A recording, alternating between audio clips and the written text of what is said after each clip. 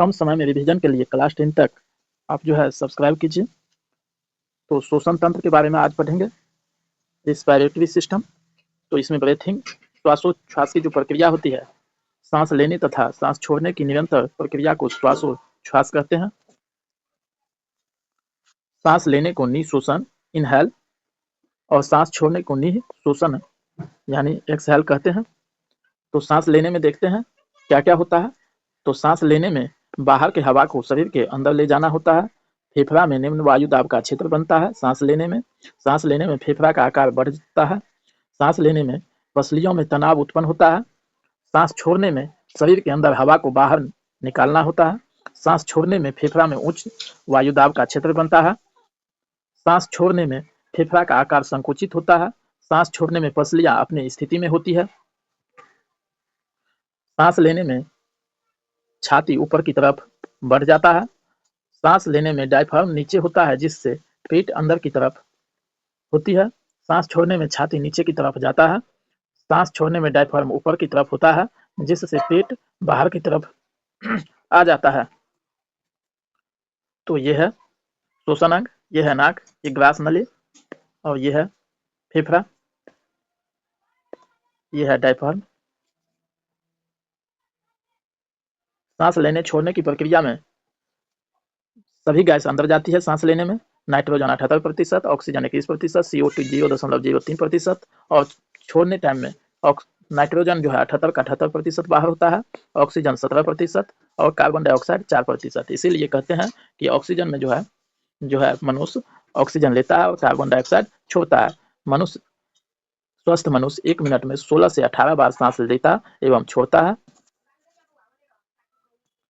1 minute में हृदय 72 बार धड़कता है, जिससे लव डब की आवाजें उत्पन्न होती है। सुनने हेतु स्टेथोस्कोप नामक यंत्र का प्रयोग किया जाता है।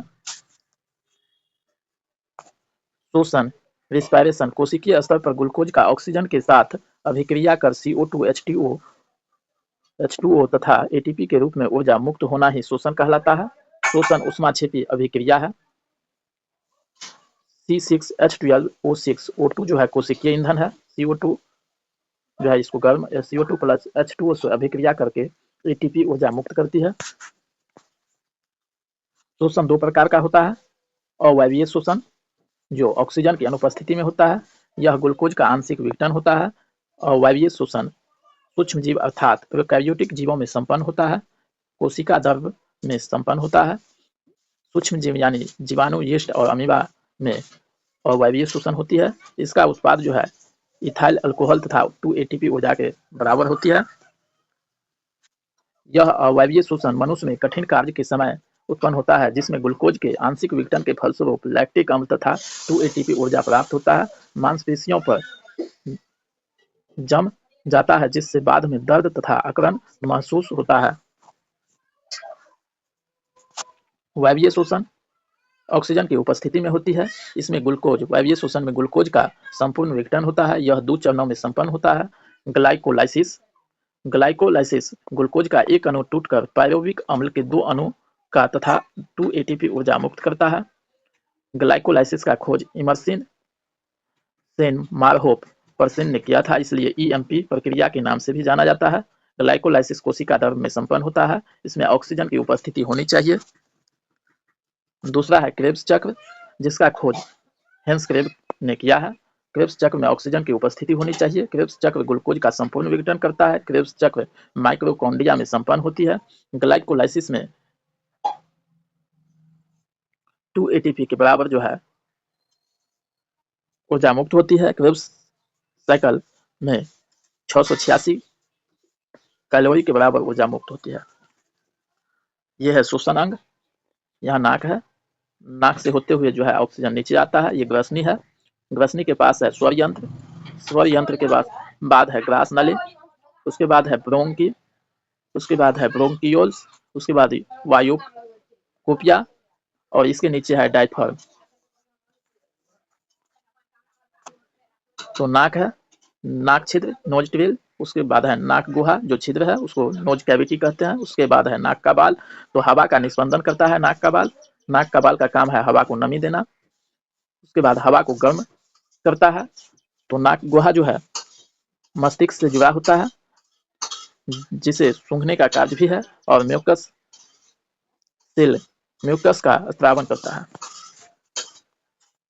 ग्रसनी, यह स्वर यंत्र तथा पाचन तंत्र का उभयनिष्ठ भाग होता है। यहाँ से श्वास नली की शुरुआत होती है। स्वर यंत्र